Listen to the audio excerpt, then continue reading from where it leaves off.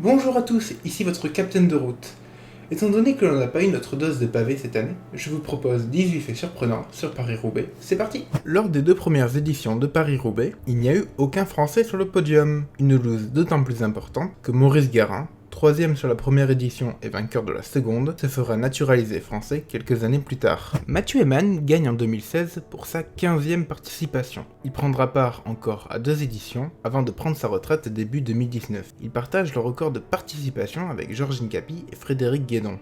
Laurent Fignon a fait 3e de Paris-Roubaix en 1988. Voilà, on parle souvent de la victoire de Bernard Hinault, mais Laurent Fignon n'en était vraiment pas loin non plus. La domination belge sur la Classique du Nord est incroyable. 57 victoires en 117 éditions, soit presque 50% de victoires. Et ce n'est pas que grâce à un passé dominateur. Depuis 2000, 50% des éditions ont été remportées par un Belge. D'ailleurs, il y a eu 17 triplés belges sur Paris-Roubaix, contre 5 Français. C'est d'autant plus impressionnant que le dernier triplé français date de 1945, alors que depuis cette date, les Belges en ont réalisé 14. Clairement une domination belge sur Paris-Roubaix. Pour rester sur les nationalités, aucun coureur espagnol n'a remporté Paris-Roubaix. Pire, seuls 2 coureurs espagnols ont goûté au podium de Paris-Roubaix, Miguel Poblet en 1958 et 1960, et Juan Antonio Flecha en 2005, 2007 et 2010. Bernard Hinault, qui détestait l'enfer du Nord, a pourtant un secteur pavé à son nom. Il s'agit du secteur Aveldy-Wallers, classé 4 étoiles. Il y a eu 2 vainqueurs de Paris-Roubaix en 1949. En effet, André Mahé, parti en échappée avec d'autres compagnons, a été mal orienté à l'arrivée au Vélodrome et a donc effectué 220 mètres de plus. Il remporte ensuite le sprint du petit comité, alors que derrière, Serse Coppi, frère de Fausto, remporte le sprint du peloton. Ce dernier porte réclamation car Mahé n'a pas respecté le parcours. Et après une série de rebondissements, André Mahé et Serse Coppi sont finalement tous les deux déclarés vainqueurs. 1949 est d'ailleurs, contrairement à ce que l'on pourrait penser, l'édition la plus courte de l'histoire, avec ses 243 km. À titre de comparaison, l'édition 2019 fit 257 km. Paris-Roubaix était au départ prévu pour être une course de préparation à Bordeaux-Paris.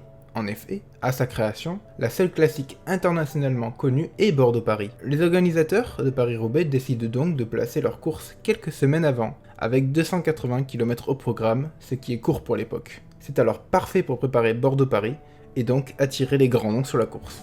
En 1936 a lieu l'une des plus grosses polémiques de Paris-Roubaix. Georges Speicher est en effet déclaré vainqueur au sprint de cette édition, suite à la décision des commissaires. Mais les photos montrent plutôt un avantage à Romain Maes. Le débat est intense, et les versions des témoins toutes différentes. Finalement, le classement restera inchangé, faute de preuves. Je vous laisse en description un article relatant les différents témoignages, c'est vraiment partagé. En 1907, le vainqueur Georges Passerieux se fait contrôler par un gendarme à l'entrée du Vélodrome pour savoir s'il a bien réglé l'impôt sur sa bicyclette. Cela ne l'empêchera pas d'aller faire les quelques tours de piste nécessaires pour décrocher la victoire. En 1939, Émile Masson, belge vainqueur de cette édition, fête sa victoire avec son père, présent. Ce dernier lui remet alors une lettre et lui dit « Va au podium, après j'aurai quelque chose à te dire ». Cette lettre, c'était l'appel à la mobilisation générale pour la Seconde Guerre mondiale. La première victoire de Fabian Cancellara sur Paris-Roubaix en 2006 est marquée par le déclassement du premier groupe de poursuivants, composé de Van Petegem, Vladimir Goussev et Leif Host. La raison? Un passage à niveau s'est fermé devant eux, mais ils ont quand même franchi la voie, ce qui est évidemment interdit. Tom Boonen termina alors 2e sur tapis vert. En 1975, Roger de Vlaminck bat au sprint Eddy Merckx, ce qui n'est pas pour satisfaire le commentateur belge qui lâche à l'antenne « Merde, c'est de Vlaminck !» Un traitement de faveur évident pour le cannibale par rapport au gitan. En 1993, Franco Ballerini et Gilbert Ducolossal se départagent sur un sprint dantesque dans le Vélodrome et leur arrivée est très serrée. Ballerini lève les bras et commence un tour d'honneur, persuadé d'avoir gagné, mais c'est bien le français qui l'a emporté pour quelques centimètres à peine. En 1934, Roger Labépie a passé la ligne d'arrivée en premier, mais a été déclassé. La raison? Alors qu'il a crevé en tête de la course, il décide d'emprunter le vélo d'un spectateur, ce qui est alors interdit. La victoire revient alors à Gaston Rebry.